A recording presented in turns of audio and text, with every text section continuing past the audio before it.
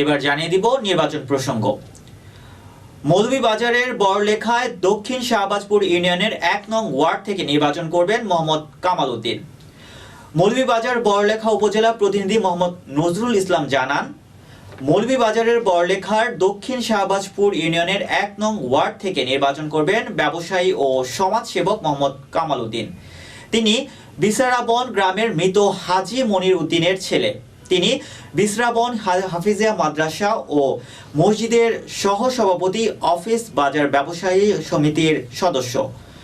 সুজাউল নিম্ন মাধ্যমিক বিদ্যালয়ের সাবেক সদস্য। তার পরিবারের পক্ষ থেকে এলাকায় অসহায়দের মধ্যে সাহায্য সহযোগিতা করে আসছেন। করোনাকালীন সময় অসহায় লোকজনদের সহযোগিতা নানাবিধ কর্মকাণ্ড করে আসছেন তার পরিবার। পলি টিভির সাথে একান্ত সাক্ষাৎকারে তার ওয়ার্ডের নানা সমস্যার কথা তুলে ধরেন মোহাম্মদ কামাল উদ্দিন।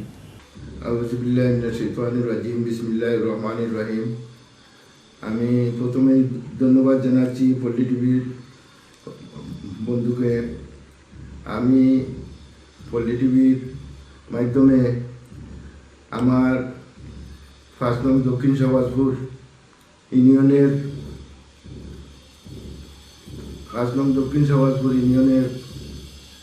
সর্বস্তরের জনসাধারণকে আমার ব্যক্তিগত পক্ষ থেকে সালাম এবং আদাব জানাচ্ছি।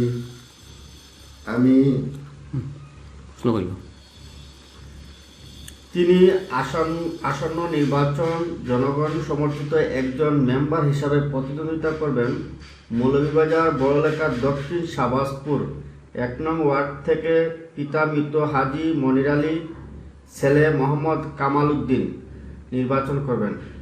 আমরা সরাসরি চলে যাচ্ছি ওনার সাথে।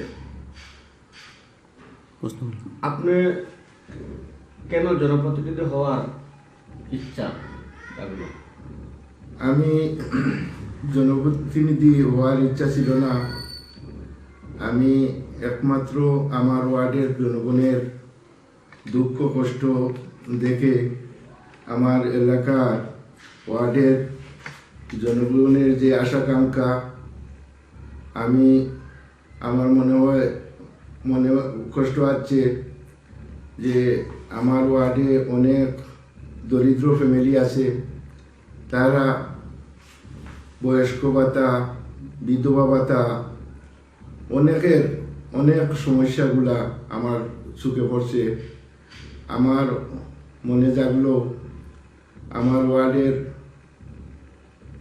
সর্বস্তরের মানুষ আমাকে অনেক দিন থেকে চেষ্টা করছে যে আমি মেম্বার ক্যান্ডিডেট হওয়ার জন্য।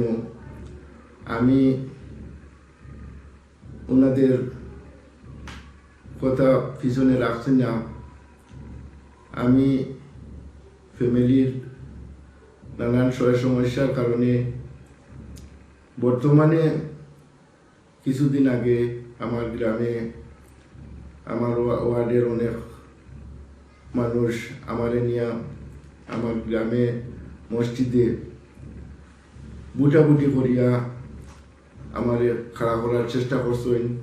বুটাবুটি করতে গিয়া আমার প্রতিদ্বন্দ্বী যে ৯ ভোট পাইছে, বাকি ভোটগুলো আমি পাইছি, পাস করছি। পাস করার পরে আমি চিন্তা করলাম আমার ওয়ার্ডের যে সমস্যাগুলা, আমার বিশ্রাবন গ্রামে 3টা রাস্তা, একটা রাস্তা ফাঁকা, 2টা রাস্তা খাসা, 2টা রাস্তার মাঝে আরো 2টা কালভার্ট আছে। এই কালভার্টগুলা যদি করা যায় তাহলে আমার গ্রামের অনেক মানুষ চলাফেরার দিক দিয়া সুন্দর হইব। বা মালচামানা অনেক লোক আছে মনে করেন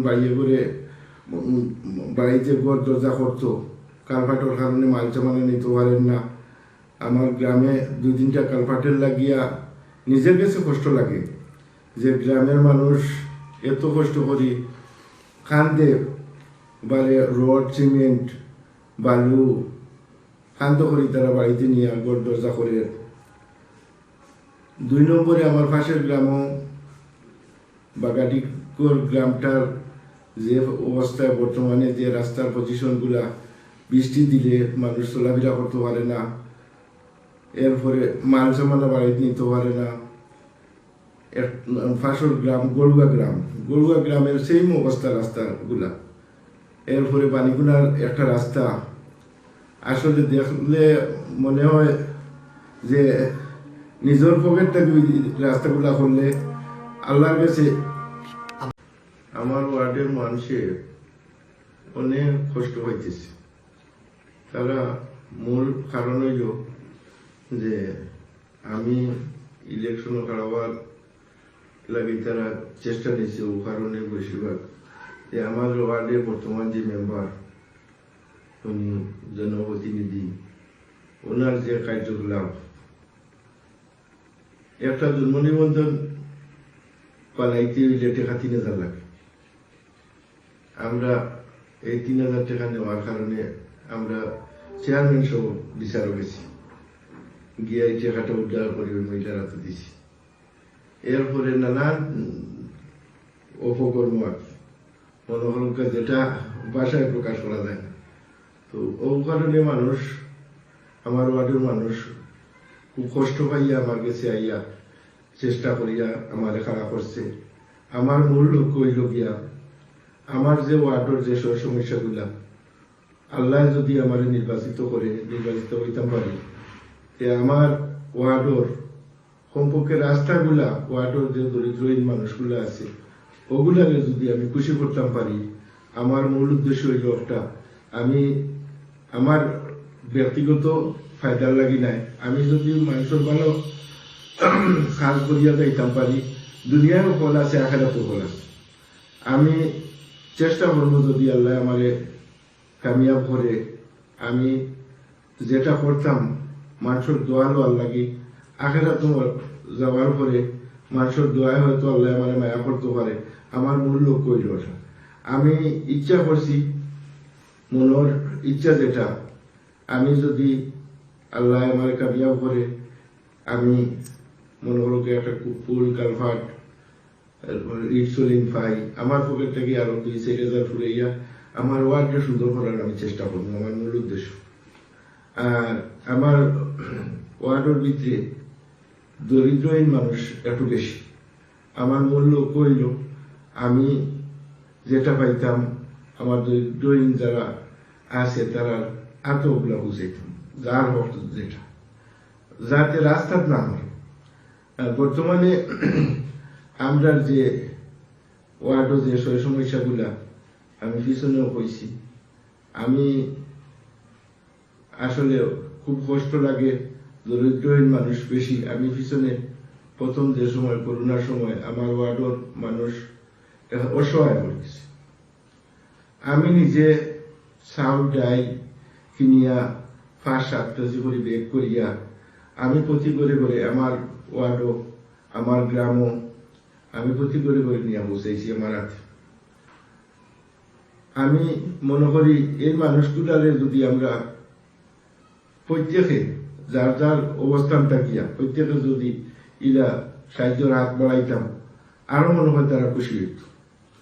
তো যাও কোনো কোনো গ্রামও কোনো কোনো ওয়ার্ডও দেখছি আরো অনেকে দিছে।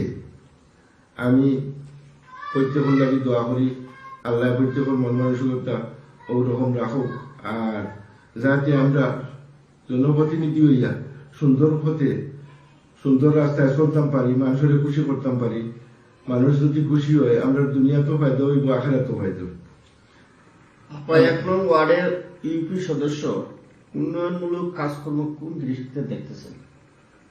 আমি বর্তমানে আমার ওয়ার্ডে উন্নয়নমূলক কাজ নাই বলতেই আমি দেখতেছি।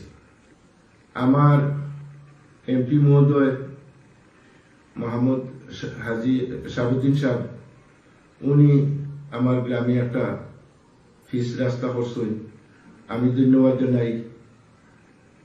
আর বাকি কয়েকটা রাস্তার লাগি আমরা খুব কষ্ট করতেছি আমরা ওয়ার্ডবাসী। আমি কয়েকদিন আমরা বর্তমান মেম্বার সভাকে আলাপ করছি যে আমরা রাস্তাগুলার ইট সোলিং দেওয়ার লাগি, কমপক্ষে ইট সোলিংটা দিলে আমার গ্রামের ওয়ার্ডের মানুষগুলা সুখী হইব। আমি শুধু যা কইছি কোনো একটা রাস্তায় ইটসলিং হয় না, কোনো একটা কালপাট হয় না। এরপরে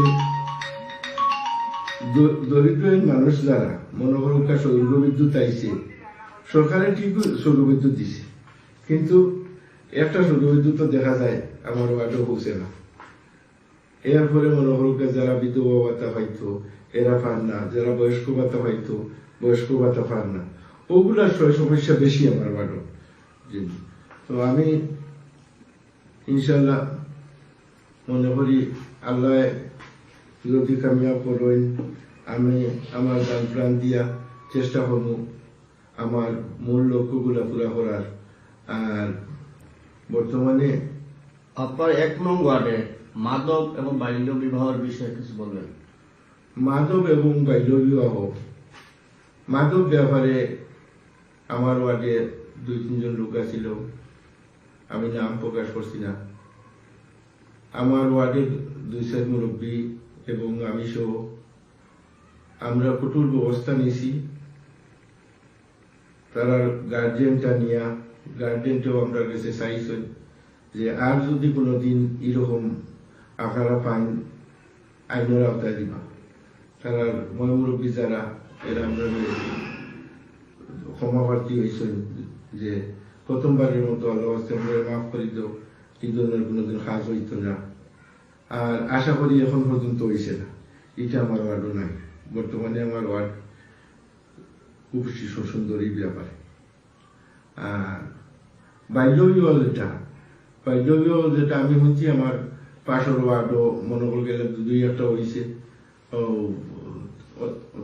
ওনারা আমারও নিসলা এই বিষয়ে আমরা খুব কড়াকড়ি করছি। আমরা চেয়ারম্যান সহ আইসেন, আইয়া এই বিষয়ে মানে আমরা খুব শক্ত অবস্থান নেওয়ায় বর্তমানে আমরা ইউনিয়ন এই ব্যাপারে খুব সচেতন।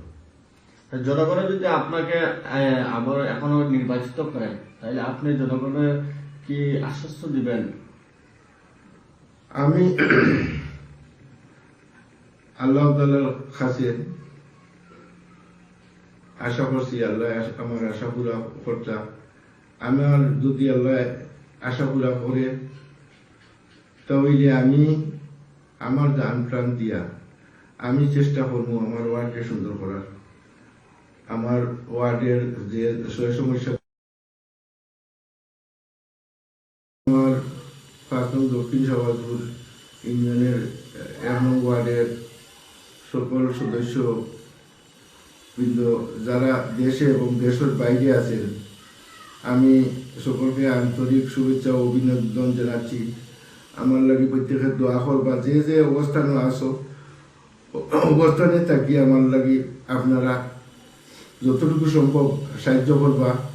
যদি আল্লাহ আমারে নির্বাচিত করেন, আমি আপনার আশাকাঙ্ক্ষা যতটুকু সম্ভব আমি চেষ্টা করে যাইব পুরা করার। আর আপনারা আমার মনের উদ্দেশ্য যে আমি যে কোনো কাজ যে কোনো গ্রামে যেটা করবো, ওই গ্রামের মুরব্বী যুবক নিয়া যেভাবে সুন্দর হয়, সবাই খুশি হয়, ওইভাবে আমি করার চেষ্টা করবো। আমার লাগে প্রত্যেকে মন থাকি দোয়া করবা এবং সাহায্য করবা।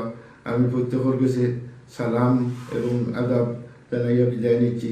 আসসালামু আলাইকুম ওয়া রাহমাতুল্লাহি ওয়া বারাকাতুহু।